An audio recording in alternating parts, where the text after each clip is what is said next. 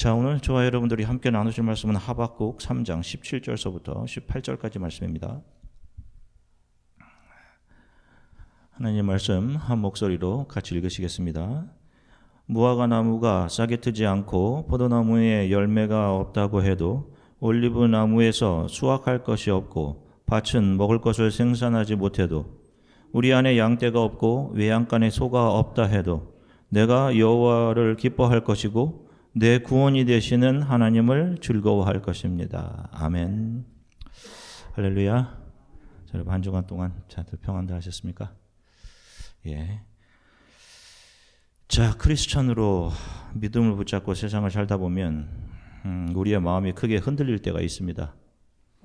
누군가 자신과 비슷한 위치에 있다가 잘 되어서 세상이 말하는 성공의 자리로 가는 것을 볼 때, 또 그들의 자녀들이 잘 되어 또 그런 자리로 가는 것을 볼 때, 또 예수님을 믿지도 않고 자신만을 믿으며 살던 사람이 세상에서 높은 자리로 올라가고 높은 연봉을 받게 되고 명성과 인기를 얻게 되는 것을 볼 때, 세상을 등지고 이 믿음의 길을 가는 우리 크리스찬들의 마음은 잠시 크게 흔들립니다. 자, 우리가 살아가는 데 있어서 중요한 것은 무엇이 있을까요, 여러분? 기본적으로 물이나 음식이 없으면 우리가 살 수 없겠죠. 또 돈이 없으면 살 수 없다고 생각합니다. 또 나의 가치를 인정해 주는 직장이나 모임, 또 취미 활동이 없으면 살기 힘들어하죠. 나의 자존심이 세워지지 않으면 힘들어하고, 더 나아가서 뭔가 좀 더 세련되고 럭셔리한 삶이 있어야 자기 자신이 살아있는 것 같은 느낌을 받는 그런 사람들도 있습니다. 그런데 이것은 예수님을 알지 못한 채, 하나님의 뜻을 알지 못한 채 이 세상을 살아가는 사람들에게 있어서 맞는 말이죠. 그들에게는 이것이 정답입니다. 오늘 우리가 읽은 본문인 하박국 선지자의 말을 좀 고쳐서 이 시대 우리들에게 실제적으로 적용해 본다면, 맛있는 무화과 열매를 내어줄 무화과 나뭇잎은 늘 싱싱해야 하죠. 포도나무에는 열매가 늘 풍성해야 하고, 올리브나무 열매도 넉넉해서 수확할 것이 많아야 하고, 외양간에는 짐승들이 항상 풍부해야 합니다. 이것이 축복이고 기쁨이요, 삶의 이유이죠. 넉넉하게 해주셔야 그런 축복을 주신 하나님으로 인해 기뻐할 수 있는 것이고, 이런 것들이 바로 진정으로 우리를 살리는 리바이벌, 부흥 아니겠습니까? 그런데 오늘 본문을 보세요. 다시 한번 읽어보겠습니다. 하박국 3장 17절부터 18절. 무화과 나무가 싹이 트지 않고 포도나무에 열매가 없다고 해도 올리브나무에서 수확할 것이 없고 밭은 먹을 것을 생산하지 못해도 우리 안에 양떼가 없고 외양간에 소가 없다 해도 내가 여호와를 기뻐할 것이고 내 구원이 되시는 하나님을 즐거워할 것입니다. 여러분, 이거 이제 되세요? 이 모든 것이 없어도 nothingness, 나는 여호와로 인해 기뻐할 것이고 내 구원이 되시는 하나님을 즐거워할 것입니다 라고 선지자가 하나님을 찬양하고 있단 말입니다. 여러분, 이거 이해가 되시는 거예요, 정말? 여러분, 이렇게 찬양을 드릴 수 있습니까, 정말? 이게 a state of nothingness, a state of total loss of everything in the world 이잖아요, 이건. 세상의 모든 것을 다 잃어버린 것, 거지. 누가복음 16장에 나오는 거지 나사로, 부자의 상 밑에서 떨어지는 것으로 먹고 사는, 게다가 몸은 병들어서 있고, 그런 상황 아니? 그런데 하나님을 찬양할 수 있어요, 여러분? 자, 이 고백을 하기 전에 하박국 선지자가 하나님께 큰 불만을 가지고 있었습니다. 자, 어떤 불만을 가지고 있었어요? 하박국 1장 13절, 쉬운 성경으로 같이 읽겠습니다. 주의 눈은 정결하셔서 차마 악을 보지 못하시고 백성이 나쁜 짓 하는 것을 참지 못하십니다.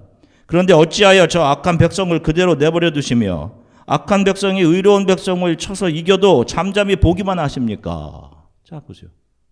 이게 하박국, 저와 여러분들과 똑같은 사람이었단 말이에요. 하나님에 대해서 불만이 있었습니다. 뭐예요? 하나님, 도대체 이게 무슨 일입니까? 왜 하나님의 백성들이 세상 나라인 바벨론에 의해 루저가 되고 짓밟히고 빼앗기고 하나님의 선택한 백성인 유다 백성들이 왜 그 바벨론의 포로로 잡혀가고 왜 하나님 도대체 이런 일이 일어나게 하시는 겁니까? 하나님께 따져 묻고 있는 거예요. 하나님의 백성이면 세상 나라를 이겨야지. 그 공격쯤은 쉽게 방어할 수 있어야 하고 그들을 무찔러서 세상에서 가장 잘 살고 강한 나라가 돼야 되는 것이 정상 아니에요? 왜 하나님은 하나님의 백성들이 세상 속에서 망하고 저 악한 바벨론은 성공하고 잘 살게 그냥 두시는 겁니까 도대체? 화를 내는 거예요. 하나님께. 또 여러분들도 이럴 때가 있지 않습니까? 그런데 하나님께서 하박국에게 중요한 한 가지를 보여주시죠. 하박국 2장 3절부터 4절까지 같이 읽겠습니다. 그러자 여호와께서 내게 대답하셨다. 이 묵시를 기록하여라. 판에 똑똑히 새겨서 달리는 사람도 읽을 수 있게 하여라. 왜냐하면 이 묵시는 정해진 때가 돼야 이루어지고 마지막 때를 말하고 있으며 반드시 이루어진다. 비록 늦어진다 해도 너는 기다려라. 반드시 올 것이며 지체되지 않을 것이다. 자, 하나님에 대해서 이런 강한 불만을 가지고 있는 하박국에게 하나님께서 무엇을 보여주셔요? 비전을 보여주십니다. 묵시.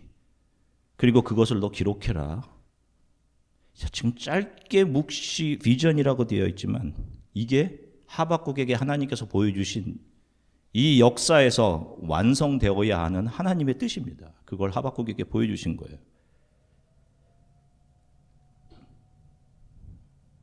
그런데 사람들은 이 하나님의 뜻을 알지 못하죠. 하나님의 비전은 숨겨져 있기 때문에. 자, 이 하나님의 뜻은 우리가 구약을 통해서 여러 번 사람들에게 계시되었던 것입니다. 다니엘서에 보면 특별히 이것이 잘 기록되어 있어요. 자, 다니엘서 2장을 보면 앞에 보시면 느부갓네살 왕이 나옵니다. 바벨론의 왕이죠. 바벨론 제국을 이룬 왕입니다. 그가 엄청난 꿈을 꾸고 그 힘을 가진 제왕이 엄청난 두려움에 쌓입니다. 그 꿈에 큰 신상이 나왔는데 머리는 금이고 가슴은 은이고 배와 넓적다리는 노시고 종아리는 반은 철이고 반은 진흙이었습니다.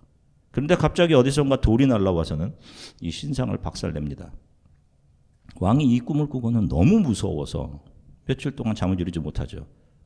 그리고 이것을 신의 계시로 생각하고 제국 안에 있는 모든 지식인들과 점술사들을 불러 모았지만 이 꿈을 해석하는 사람이 없었습니다. 그런데 누가 이 꿈을 해석하죠? 유다에서 포로로 잡혀온 다니엘. 망한 나라 하나님의 백성들 중에서 잡혀온 다니엘이. 자, 왕의 꿈에 등장하는 이 신상의 몸의 각 부분들은 앞으로 이 역사에서 존재하고 있는 현재 바벨론 그리고 앞으로 존재하게 될 내 제국을 의미합니다. 라고 이야기해 줍니다.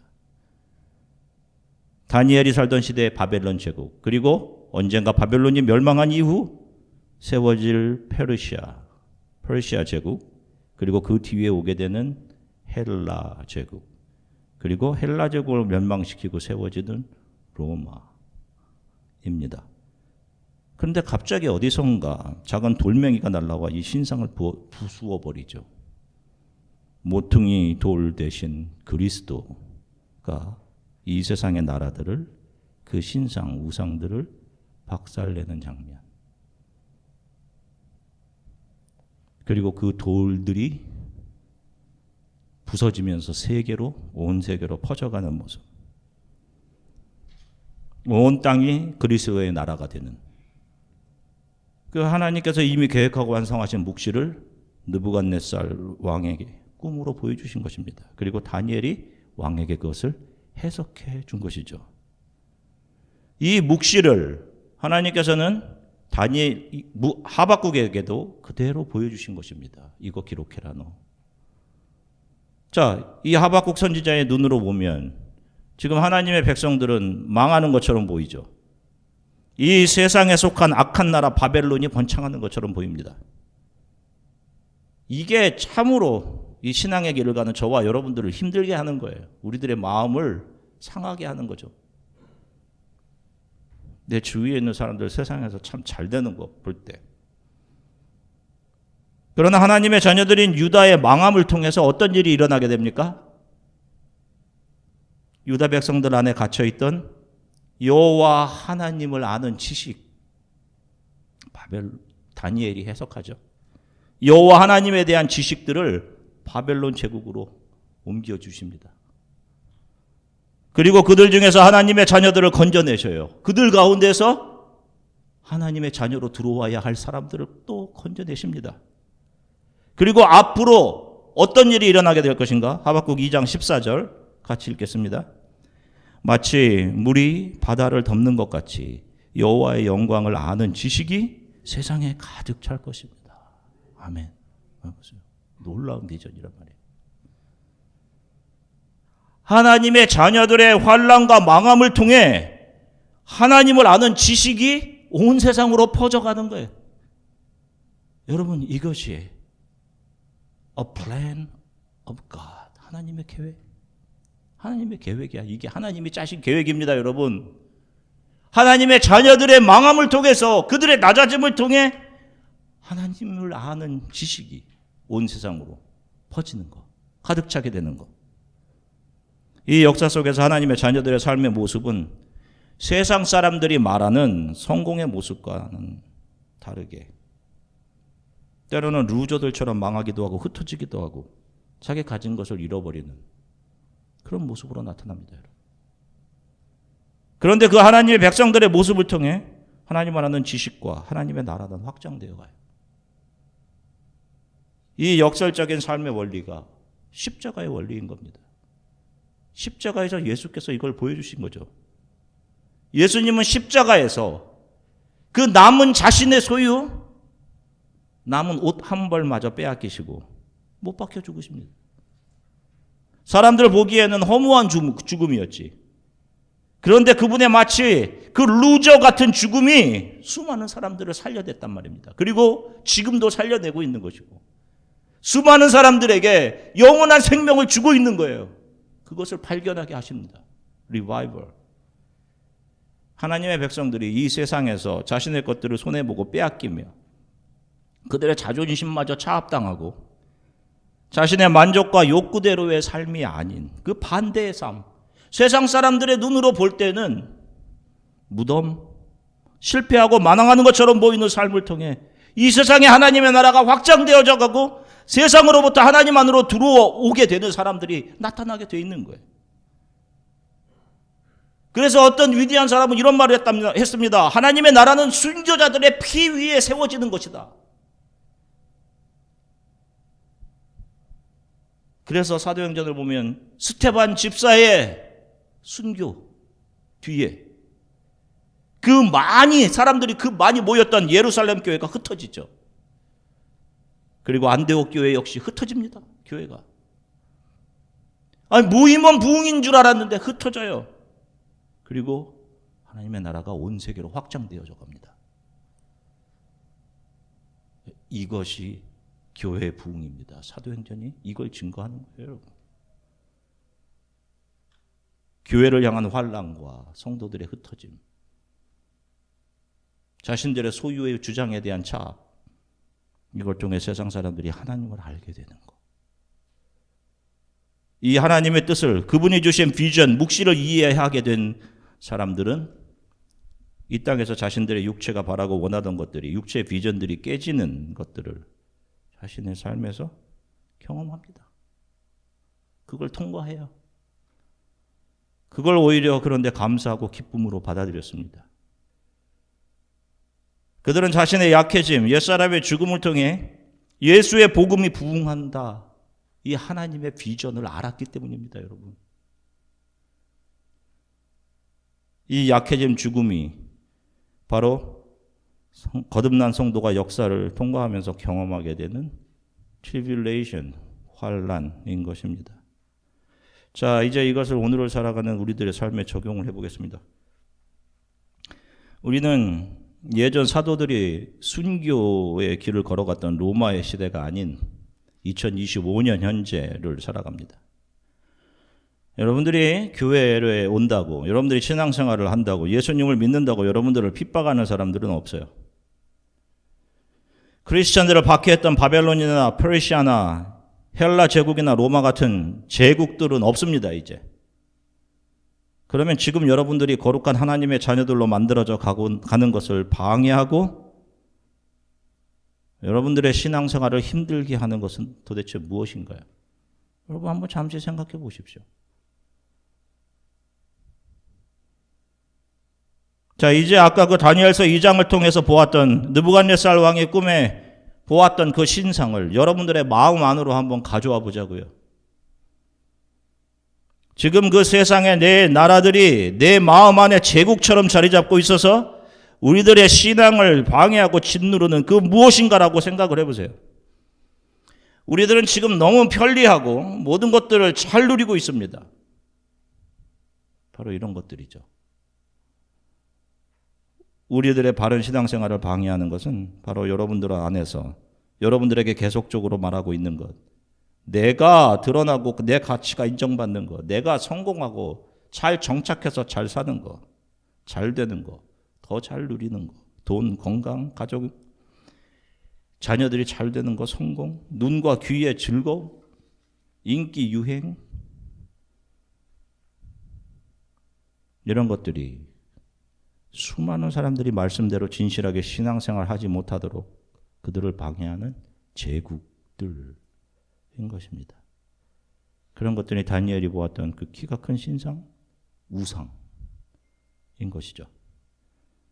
그런데 하나님께서 이런 사람들 중 어떤 사람들 안에 예수의 영인 성령을 두시고 그 예수의 영, 성령이 그들 안에 있는 우상들을 깨어 부수게 하십니다.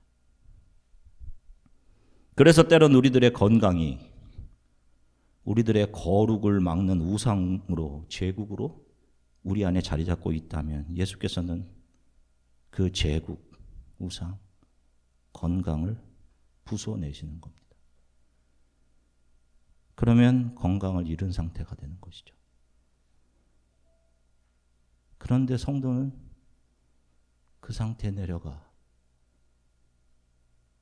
하나님 감사합니다 라는 역설적인 감사를 하나님께 올립니다.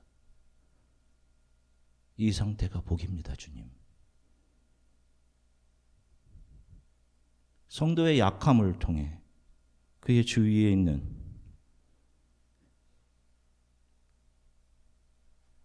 예수가 그의 삶을 통해 일하시고 그에게 하나님의 뜻인 그분의 비전을 이해하게 하셨고 그 약함을 통해서 그의 삶을 통해 누군가들을 예수 안으로 들어오게 하시는 거예요. 약해진 상태에서 하나님을 아는 지식이 퍼져나가게 하십니다. 여러분, 이것이 부흥입니다. 우리가 이런 기도 자주 하죠, 여러분. 부흥케 해주세요. 하나님 우리를 부흥시켜 주세요. 여러분 자주 하시죠? 기도? 부흥이 뭡니까, 여러분? 뭐가 부흥이에요? 어떻게 되는 게? 다시 살아나는 것이죠. 자, 하박국 3장 2절 말씀 같이 읽겠습니다. 여호와여, 내가 주께 대한 소문을 듣고 놀랐나이다. 여호와여, 주는 주의 일을 이 수년 내에 부흥하게 하옵소서. 이 수년 내에 나타내시옵소서. 진노 중이라도 긍휼을 잊지 마옵소서. 아멘. 하나님의 뜻과 비전, 묵시를 이해하게 된 하박국이 아까 그렇게 하나님을 향해서 이게 뭡니까? 라고 하던 하박국이 놀라면서 그렇습니다, 주님. 주의 일을 이루어 주십시오. 그 뜻이 이루어지게 해 주십시오. 하나님, 부흥하게 해 주십시오. 그런데 어떤 부흥이에요? 하나님의 백성들이 세상에서 낮아지는 것, 세상 속에서 흩어지는 것, 세상 나라에 의해 죽는 것,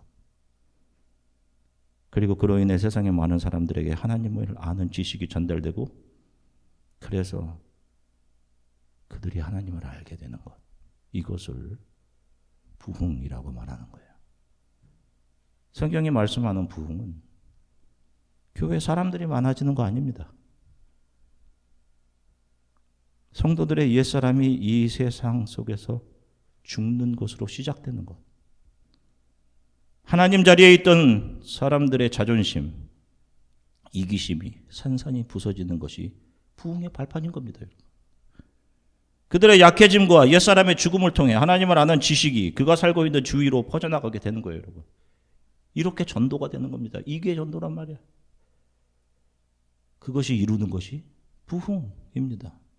그래서 이 부흥이 있기 전에 반드시 성도들의 죽음과 약해짐과 손해봄과 자존심의 무너짐을 경험하는 환란이 있게 되는 거예요. 환란. 저와 여러분들이 이거 통과해 가야 되는 겁니다. 괜찮으세요? 연어는 자기가 태어난 곳을 정확히 알죠. 아직도 그 미스테리라고는 하지만 물결을 거슬러 올라갑니다. 떠나왔을 때는 이렇게 물결을 따라갔지.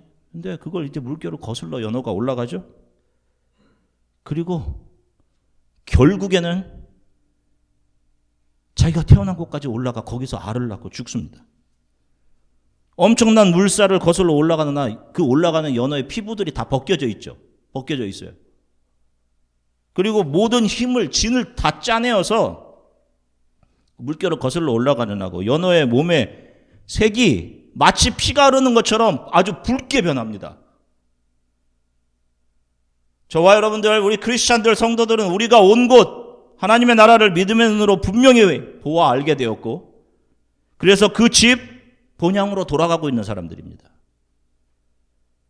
성도들은 마치 이 언어와 같이 이 세상의 풍조를 거슬러 우리들이 온 곳, 우리들의 집, 하나님의 나라로 나아가고 있는 거예요.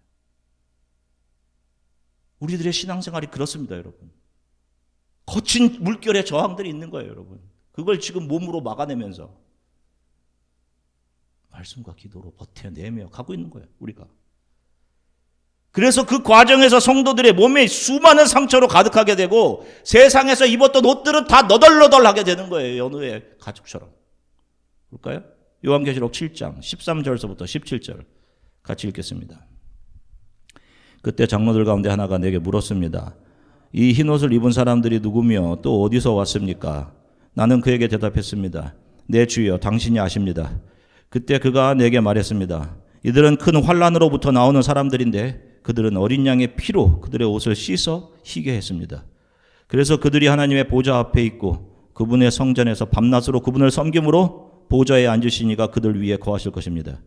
그들이 다시는 굶거나 목마르지 않고 해나 그 어떤 열기도 그들을 해치지 못할 것입니다.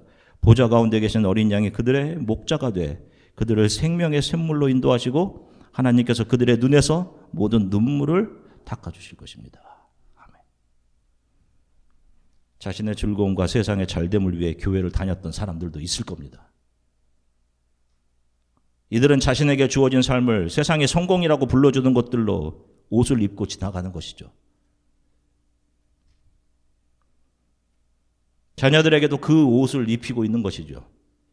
긍정의 생각을 가지고 부를 이루며 세상에서 잘 정착하는 것을 복으로 여기며 살아갑니다. 무화과 나무가 싱싱하고 포도나무 열매와 올리브가 언제나 풍성해야 하고 자신에게 부와 명예가, 인기가 가득한 삶을 축복이며 부흥이라고 생각하며 살아갑니다. 그러나 아니죠.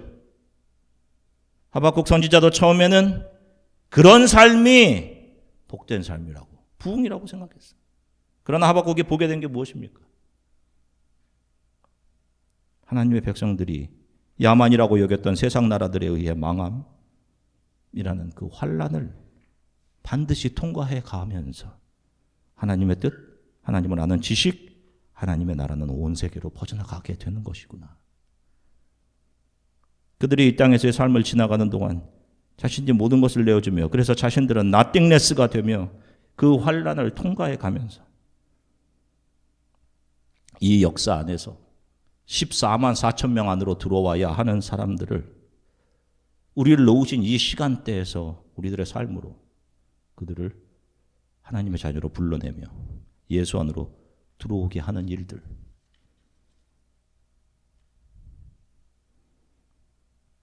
이걸 감당하면서 우리 크리스찬들은 이 역사 속에서 나띵네스가 되어서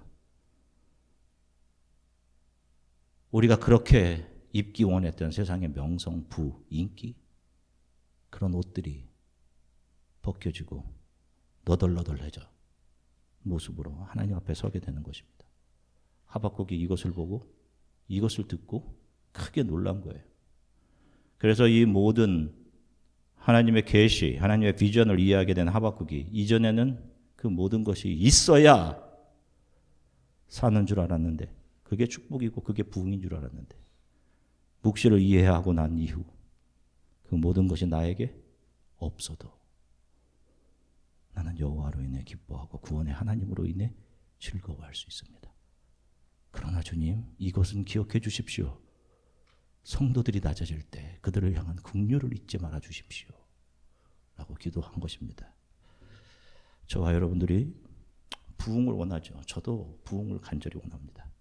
우리 교회가 부흥하기를 원하고 이 나라에 하나님을 아는 지식이 가득해지기를 원해요. 그러기 위해서 저와 여러분들은 없음, nothingness의 자리로 가야 합니다. 자기 부인의 자리. 여러분들이 부흥을 위해 기도하신다면, 부흥을 바라신다면 그 자리로 가셔야 되는 거예요. 어때요, 여러분? 감당하실 수 있겠어요? 어떠세요? 부흥은 달라고 하면서 이런 하나님의 비전에 대한 이해 없이 자기 자존심은 여전히 살아있고 나는 이 세상에서 잘 살고 다 잘 즐겨야 돼. 내가 가장 옳고 자기 비워짐은 원치 않고 자기 손해보려 하지 않고 거기에 부흥이 있을 수 있겠습니까? 사람들이 많아지는 거 흩어짐을 통해 부흥이 온다고 했잖아요. 흩어짐. 그래서 하나님이 찾으시는 사람은 어떤 사람이라 그래? 정의로운 사람, 성공한 사람이 아니라 어떤 사람을? 심령이 상한 사람. 상한 심령. 다 잃어버리고 낮아져서 마음이 상한 사람들. 그래서 하나님만 바라보는 사람들. 하나님 도와주세요. 좀 도와주십시오. 이 하나님의 비전을 이해했다면, 그렇다면 이 하박국의 찬양이 저와 여러분들의 찬양이 될 수 있는 거예요. 저는 부흥을 소망합니다. 그래서 나의 생각과 뜻, 나의 즐거움과 나의 편안함은 주의 비전 앞에 놓아지기를 원합니다. 나의 선택도 마찬가지. 내가 앞으로 가야 할 길에 대한 선택도 마찬가지입니다.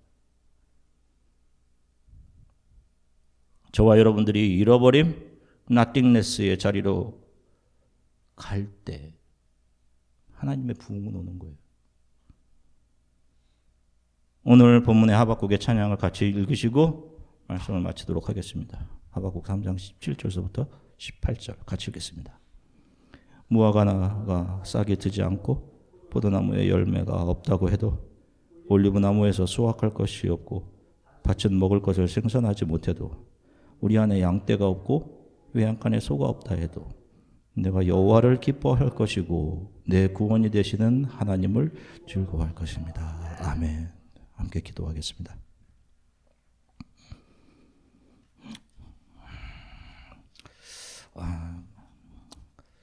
부디 제가 바라기는 제가 많이 부족하고 연약하지만 저를 통해 선포하게 하신 말씀을 통해서 여러분들이 하나님의 비전을 이해하게 되기를 바랍니다. 하나님의 비전, 이 땅에 주의 복음이 퍼져나가고 주의 나라가 확장되어 갈 것인데 그 부흥이 저와 여러분들의 세상을 향한 바람들을 잊어버림, 낮아지고 우리들의 자신들의 부인됨을 통해서 그 부흥을 이루시는 하나님의 묵시, 이것을 하박국서를 통해 우리들에게 보여주셨습니다. 감히 주님 기도합니다. 우리가 부흥을 소망합니다. 주님, 이 나라가 부흥되기 원합니다. 그리스도를 아는 지식으로 채워지기를 원합니다. 예수 그리스도를 알고 많은 사람들이 영원한 생명을 얻기를 원합니다. 거기에 나의 헌신과 낮아짐, 나의 비전이 차압당하는 것을 그 하나님의 뜻의 비료로 사용하시겠다면 기꺼이 우리들을 드리기 원합니다. 나의 삶을 내어드립니다. 그런 삶을 살기 원합니다. 우리 이렇게 잠시 함께 기도하겠습니다. 하나님 감사합니다. 아버지,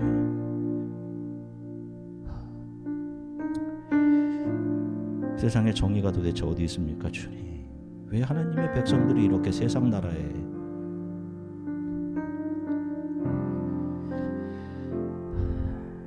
그들은 늘 강하고 성공하고 왜 그 제국들은 하나님의 백성들을 힘들게 하고 괴롭히며 우리는 그들의 압박 속에 있어야 하는 것입니까? 그렇게 하나님을 향해 질문하던 그 하박국에게 하나님의 비전을 보여주셨습니다. 이 역사 가운데 하나님의 복음이 퍼져갈 것인데 그것은 하나님의 자녀들의 낮아짐과 그들의 흩어짐과 그들의 자기의 생각과 자기의 뜻에 차압당함을 통해 하나님의 아는 지식은 세상으로 번져갈 것이다. 그것이 없이는 부흥이 없다. 오 주님, 내가 주님의 말씀을 듣고 놀랐습니다. 아버지, 이 아버지의 뜻을 이 수년 내에 이루어 주십시오. 부흥케 해 주십시오. 하박국이 주님께 올렸던 찬양이 저와 우리 사랑하는 성도들의 찬양 되기를 원하고 저희들을 통해 하나님을 아는 지식이 우리의 가정과 직장과 우리를 놓으신 우리의 주변으로 마치 물이 바다를 덮음같이 그렇게 흘러가기를 원합니다. 이러한 삶들을 우리 성도들과 우리의 자녀들이 살아가게 되도록 도와주십시오. 감사드리며 예수 그리스도 이름으로 기도드립니다.